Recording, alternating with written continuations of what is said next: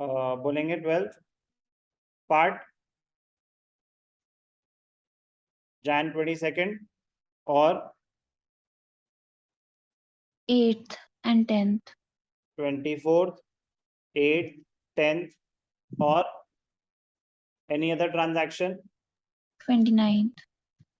और बस, और तो कोई डाउट नहीं है। चलो एक एक करके बात करते हैं। Received cash 900, cheque for 700 for cash sales. Cash sales मतलब सामान बेचा, पैसे मिल गए। जब भी चेक रिसीव होगा, मैंने बोला ना आगे कहानियां पढ़ लिया करो। नेक्स्ट डेट पे क्या कह रहा है, paid into bank including cheques received on 5th and 8th January। Paid into bank, paid into bank का मतलब होता है डिपॉजिटेड इन द बैंक। तो 5th को भी चेक आया था एक, received a cheque from Mohan and company. तो कितने का चेक है, 4000। तो चेक रिसीव हुआ, क्या 5th को डिपॉजिट हुआ? नहीं हुआ, क्योंकि 10th को बता रहे कि 5th और 8th के चेक 10th को डिपॉजिट हुए हैं। अब ध्यान से देखना, इंटरेस्टिंग। तो पहली बात तो 5th को ही आपका क्या हो जाएगा, चेक्स इन हैंड। ये पार्ट क्लियर है? Interesting question. 5th को चेक्स इन हैंड होगा, बैंक अकाउंट डेबिट नहीं होगा। ये बात क्लियर है? चल सकता हूं आगे? सर हमें कैसे पता चलेगा? मैं आपको पहले ही बता चुका हूं कि जब भी चेक आए तो आगे क्वेश्चन पढ़ लिया करो कि उसके डिपॉजिट की कोई इंफॉर्मेशन तो नहीं दे रखी। ये बात मैंने आपको बड़ी क्लियरली बता रखी है, तो you have to be careful. देखो 2-3 ट्रांजैक्शन के बाद डिपॉजिट हुआ है, ठीक है। Cash receive from sale of shares, ये आपकी इनकम है। कैश अकाउंट डेबिटेड टू, आप cash account debited to investment in shares, ठीक है ना। Cash account debited to investment in shares, cash account debited to income है ये। 7th week। 8th received cash and cheque for 700, क्या ये check 8th को deposit हुआ है बैंक में? नहीं हुआ। तो cash account debited 900, cheques in hand account debited 700 to sales, ये होती है जर्नल एंट्री। तो चेक्स इन हैंड तो कैश बुक में जाएगा नहीं, कैश बुक में क्या जाएगा, सिर्फ और सिर्फ 900। तो कैश बुक में डेबिट साइड पे टू सेल्स, कैश कॉलम में 900, और जर्नल प्रॉपर में cheques in hand account debited to sale 700। 8th clear है? लिख के दिखाऊं? रियल वान्या 8th क्लियर है? अनुष्का? Yes, sir. चल सकता हूं आगे?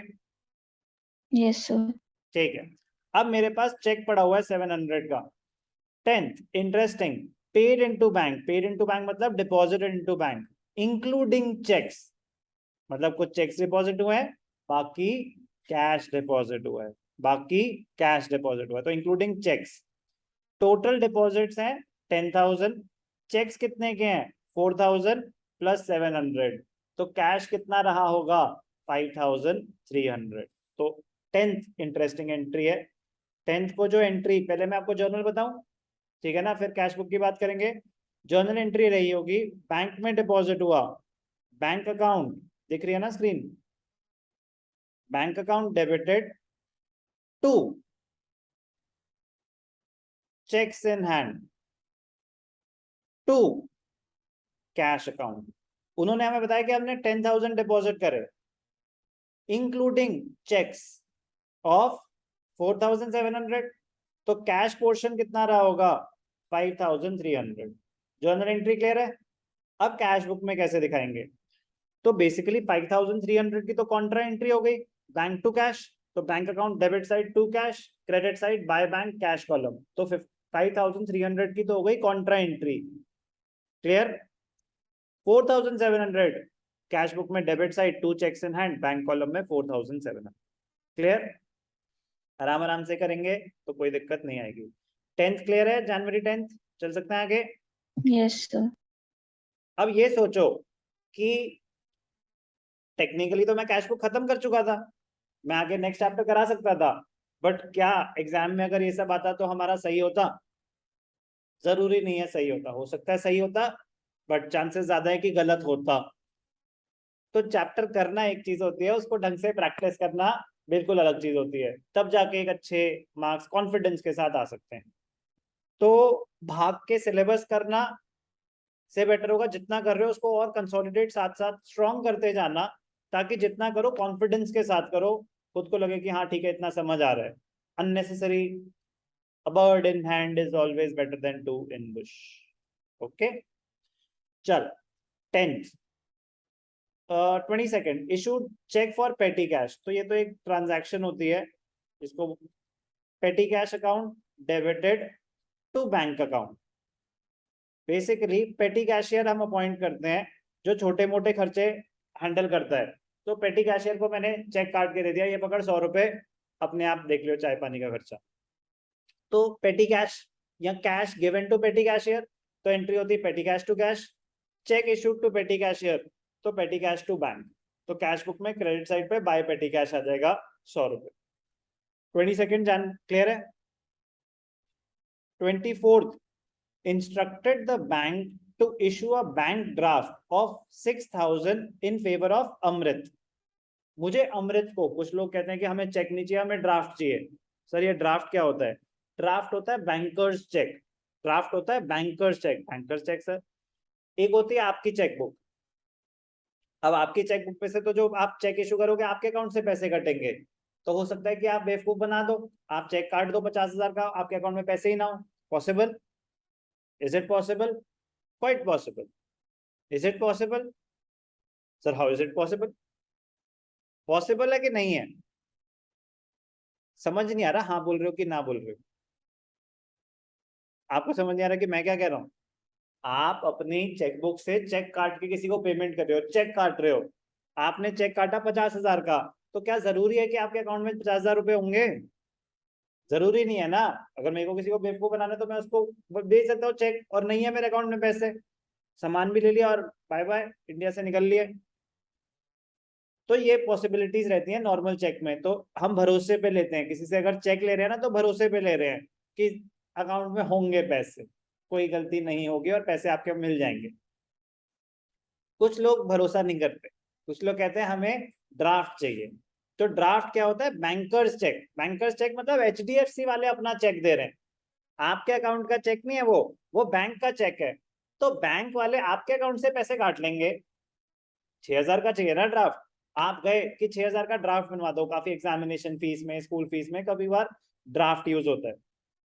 तो बैंक वाले आपके अकाउंट से 6,000 रुपए काट लेंगे और अपने एंड पे एक बना के दे देंगे आपको, ये लो ड्राफ्ट।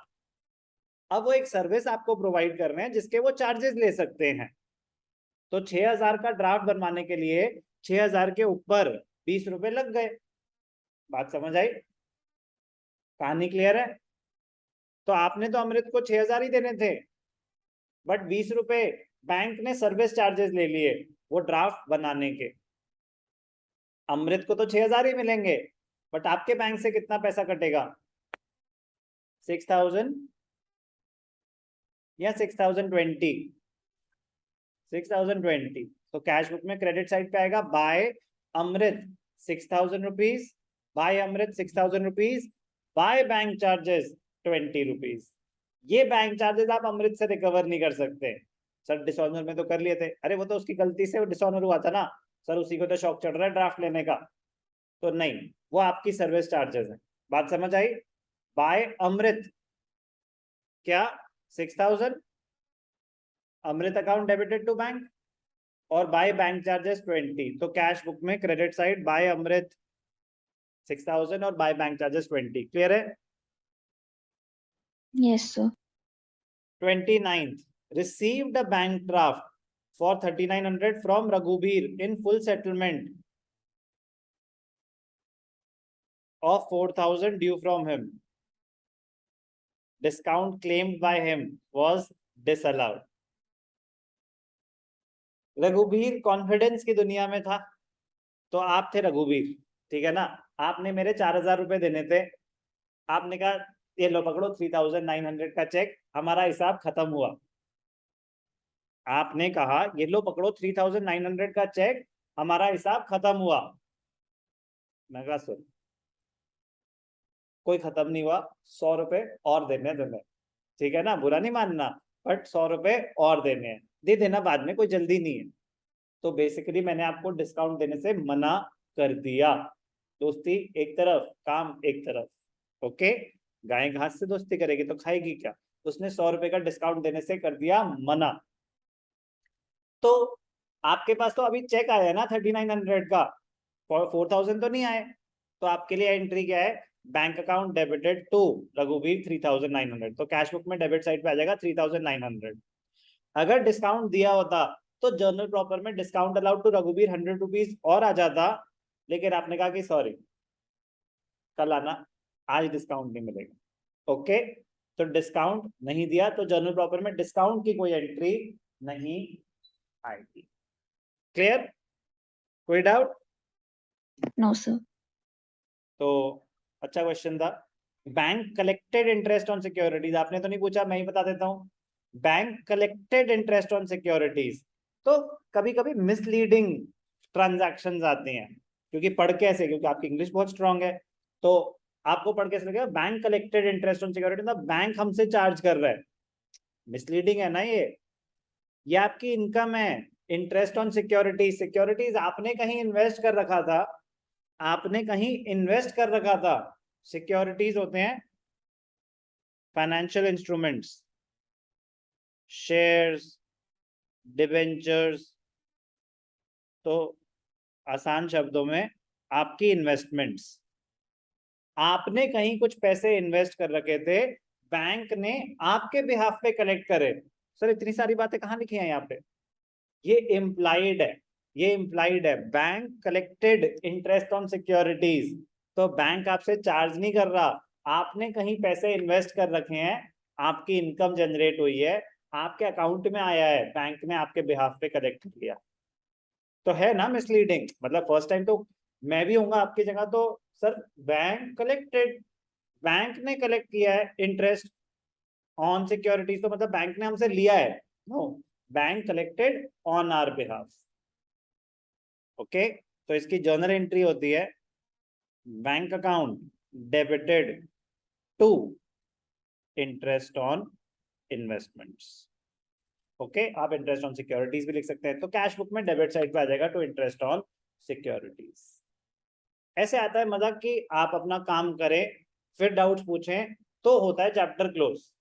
तो जिन्होंने नहीं करा वो पहले ढंग से करें, फिर आंसर से कंपेयर करें, तो आपका भी हो जाएगा चैप्टर क्लोज, अदरवाइज नहीं होगा chapter close. Final answer cash 21,500 7930, cash 21,500, bank 7390।